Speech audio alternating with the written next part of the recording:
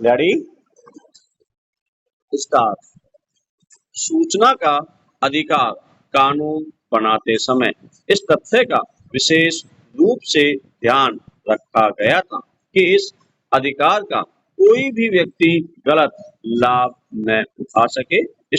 इसे ध्यानागत रखते हुए सूचना का अधिकार कानून की धारा 24 के अनुच्छेद 1 में राष्ट्रीय सुरक्षा से प्रत्यक्ष रूप से संबंधित विभागों जैसे खुफिया विभाग, संवेदनशील विभाग, वैज्ञानिक शोध विभाग, परमाणु एवं उपग्रह विभाग तथा ऐसे विभागों की सूचनाओं को जिनसे देश की संप्रभुता को ठेस पहुंचती हो, इस कानून की परिधि से बाहर रखा गया है। इसके अंतर्गत इंटेलिजेंस ब्यूरो, रा, प्रवर्तन निदेशालय, असम राइफल्स, सीआईएसएफ और राष्ट्रीय सुरक्षा गार्ड एनएसजी जैसे 18 खुफिया अथवा सुरक्षा अभिकरणों को छूट प्रदान की गई है।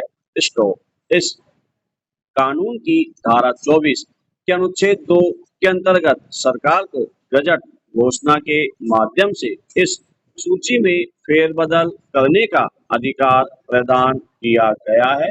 पैरा उल्लेखित विभागों के अतिरिक्त किसी भी विभाग से सूचना प्राप्त करने का अधिकार इस अधिकार के माध्यम से देश के प्रत्येक नागरिक को प्रदान किया गया है।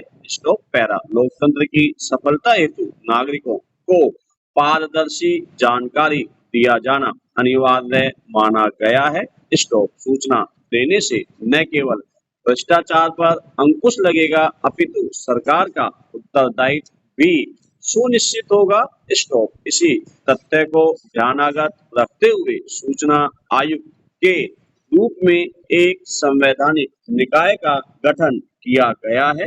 सूचना आयुक्त की भूमिका भी चुनाव आयुक्त और सतर्कता आयुक्त के समान ही स्वायत्ततापूर्ण होगी। इसका प्रमुख उत्तरदायित्व सूचना के अधिकार से संबंधित प्रावधानों को और अधिक प्रभावी बनाने हेतु आवश्यक कदम उठाना सुनिश्चित किया गया है। पैरा इस कानून के तहत बहुत से ऐसे तथ्यों के विषय में पता चला जिनसे सरकारी कार्यों में लिप्त भ्रष्टाचार सामने आया तथा अधिकारी मंत्रियों के अवैध क्रियाकलापों की जानकारी उजागर हुई। एक आवेदन से यह जानकारी प्राप्त हुई कि आदर्श हाउसिंग सोसाइटी एक 31 मंजिला इमारत जो कि युद्ध के शहीदों की विधवाओं के लिए बनाई गई थी का प्रयोग राजनेताओं, नौकरशाहों और उनके रिश्तेदारों द्वारा किया जा रहा था। इसी प्रकार 2G घोटाले का मामला उजागर हुआ जिसमें मंत्री ए राजा ने टेलीकॉम कंपनियों से लाइसेंस हेतु निर्धारित रकम से कम रकम वसूली जिससे भारत सरकार को 1.76 लाख करोड़ रुपए का नुकसान हुआ। कॉमनवेल्थ गेम्स के बाद कलमाड़ी द्वारा किए गए एक और बड़े घोटाले का मामला सामने आया। 2007 में गरीबों के लिए भोजन वितरण में अनियमितता की बात सामने आई। 2008 में सूचना का अधिकार कानून का प्रयोग करते हुए पंजाब की एक संस्था ने यह बात उजागर की कि कारगिल युद्ध से प्रभावित लोगों तथा प्राकृतिक आपदा से पीड़ित जनता के लिए जारी किए गए धन का प्रयोग रेड क्रॉस सोसाइटी द्वारा कार, एयर कंडीशनर खरीदने तथा होटलों के बिल भरने के लिए किया जा रहा है। ऐसे बहुत से उदाहरण दिए जा सकते हैं जो कि सूचना के अधिकार कानून का प्रयोग करते हुए ही सामने आ पाए हैं। पैरा सर्वोच्च न्यायालय ने भी अनुच्छेद 19 के अंतर्गत सूचना के अधिकार पर बल देते हुए इसे मौलिक अधिकारों के दायरे में शामिल किया है। जिससे कोई भी नागरिक लिखित आवेदन कर सूचना मांग सकेगा। स्टॉप। आवेदक को वह सूचना अंग्रेजी या हिंदी अथवा स्थानीय भाषा में उपलब्ध करा दी जाएगी। Stop para. इस कानून के अंतर्गत देश का साधारण व्यक्ति भी किसी मंत्री अथवा सरकारी अधिकारी की फाइलों, रिकॉर्ड, टिप्पणी, दस्तावेज, आदेश, स्मरण पत्र, विश्लेषण, अनुबंध, लॉगबुक आदि का अवलोकन कर सकेगा तथा उनकी प्रमाणित प्रतिलिपि भी प्राप्त कर सकेगा। स्टॉप। उसे केवल फोटोकॉपी का खर्चा देना होगा। स्टॉप। निर्धनता रेखा के नीचे जीवन यापन करने वाले व्यक्तियों को सूचना प्राप्त करने हेतु न्यूनतम खर्च भी नहीं देना होगा। स्टॉप। यह व्यवस्था केंद्र, राज्य, जिला और पंचायत तक की समस्त सरकारी संस्थाओं पर लागू होगी। स्टॉप। सरकारी अनुदान से संचालित होने वाले संस्थानों को भी इस अधिकार की परिधि में लाया गया है। स्टॉप। सूचना नहीं देने वाले अथवा गलत सूचना देने वाले अधिकारी पर अधिकतम 25,000 रुपए के जुर्माने का प्रावधान है। स्टॉप। विधेयक में पहले सजा का प्रावधान था जिसे अब हटा लिया गया है। स्टॉप। जीवन, मृत्यु अथवा व्यक्तिगत स्वतंत्रता वाले मामले में सूचना 48 घंटे में ही देनी अनिवार्य होगी। स्टॉप। इस अधिकार के अंतर्गत साधारण व्यक्ति यह जान सकेगा कि किसी भी परियोजना में क्या हो रहा है, किस कंपनी को ठेका प्राप्त हो रहा है, किसे लाभ और किसे हानि हो रही है।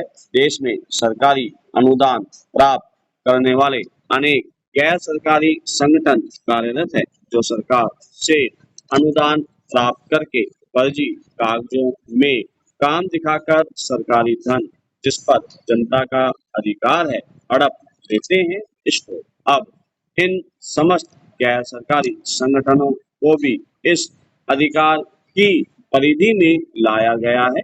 स्टॉप।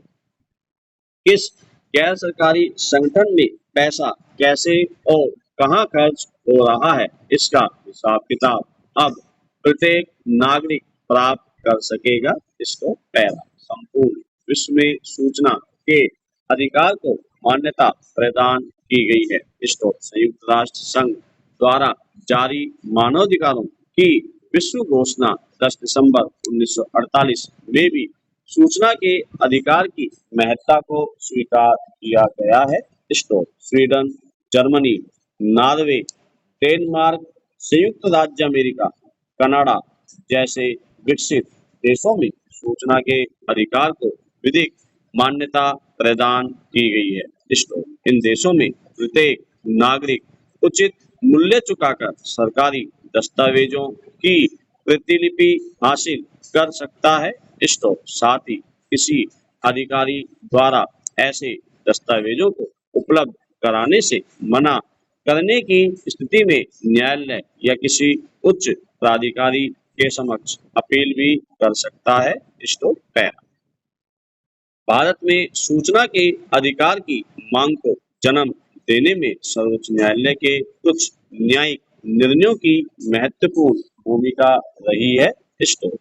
भारतीय संविधान में अनुच्छेद 19 के अधीन सभी नागरिकों को विचार, अभिव्यक्ति तथा संप्रेषण की स्वतंत्रता प्रदान की गई है जो युक्ति संगत निर्बंधों के द्वारा सीमित है।